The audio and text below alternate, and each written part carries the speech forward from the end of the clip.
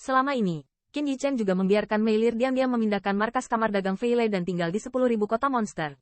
Tetapi itu hanya rak kosong. Selain kemunculan Mei Lir sesekali, master pemurnian pil lainnya telah dipindahkan ke klan Azure Sable.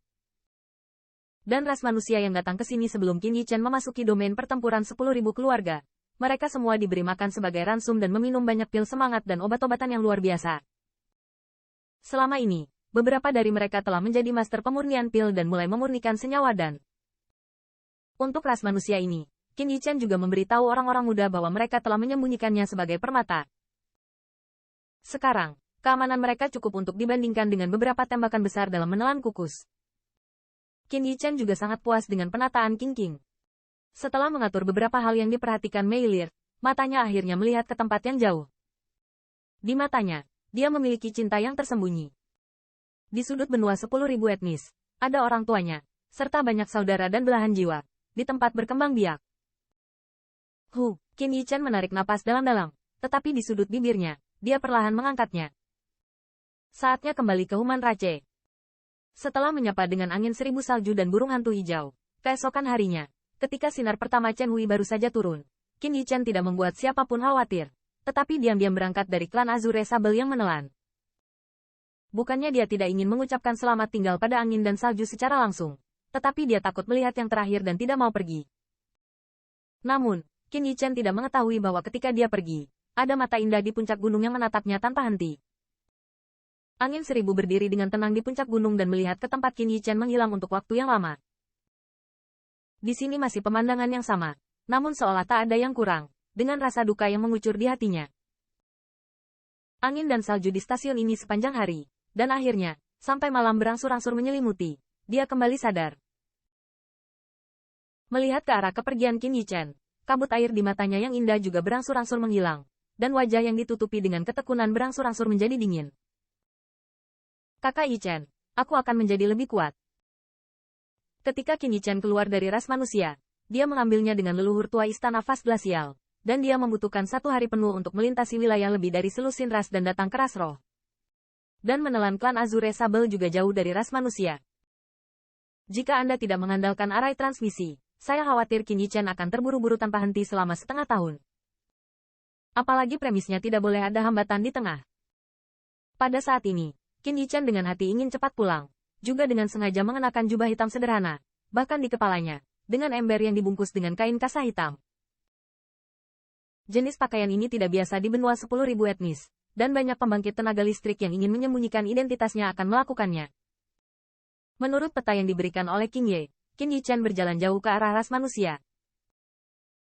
Dan setiap kali dia bertemu seseorang yang ingin memprovokasi, dia mengeluarkan sedikit nafas dan menghalangi Xiao Xiao. Holy Powerhouse, meskipun dikatakan tidak bisa berjalan menyamping di daratan, tetapi tidak ada yang akan memprovokasi keberadaan ini tanpa alasan. Terburu-buru, dalam sekejap mata, adalah waktu seminggu. Minggu ini, melalui arai transmisi, Qin Yichen bergerak melalui wilayah lebih dari selusin ras. Jaraknya begitu jauh sehingga tak terbayangkan. Hanya dalam 1 minggu, pengalaman Qin Yichen juga meningkat pesat, dan bahkan di dalamnya, dia melihat banyak ras di mana kehidupan sebelumnya telah dihancurkan. Tetapi itu juga membuka matanya. Terburu-buru, kultivasi Qin Yichen juga mulai stabil. Pertempuran dengan pria berjubah hitam di 10.000 battle domain membuat dunia yang baru saja dia hancurkan menjadi sangat sia-sia. Untungnya, tiran tertinggi yang dia kembangkan dapat menyerap roh matahari dan roh bulan. Dalam waktu kurang dari setengah bulan, alam telah stabil.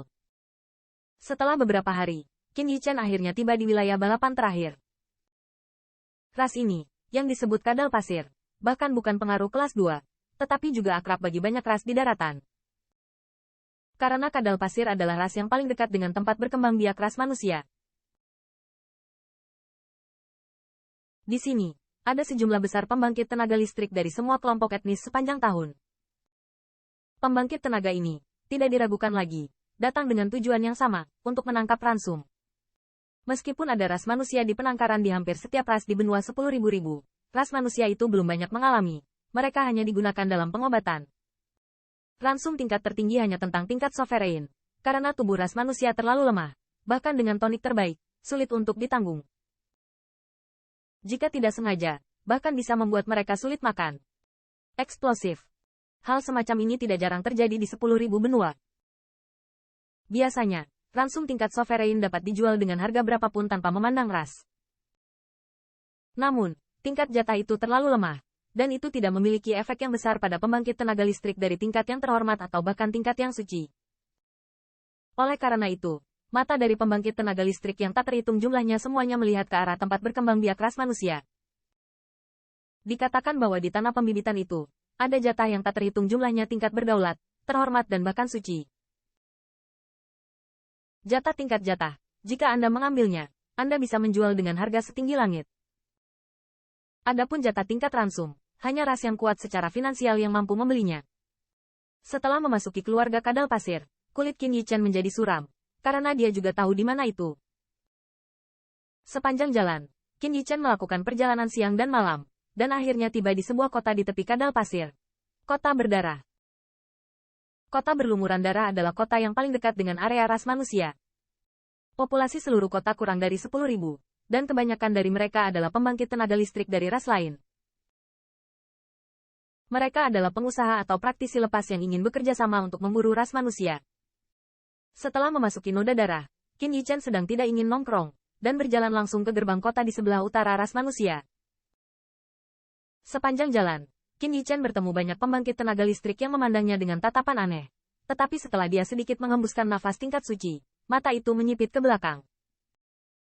Sebagian besar pembangkit tenaga yang berani berburu dan membunuh jatah memiliki tingkat puncak tertinggi, dan ada banyak pembangkit tenaga suci. Di sini, tidak ada yang mau menyinggung pembangkit tenaga suci yang tidak dikenal tanpa alasan. Namun, sesaat, Qin Yichen datang ke jalan gerbang kota di sisi utara, dan saat ini, di kedua sisi jalan ini, pembangkit tenaga listrik dari berbagai kelompok etnis sudah berdiri. Semua pembangkit tenaga listrik ini akan berburu dan membunuh ransum di tempat berkembang biak ras manusia.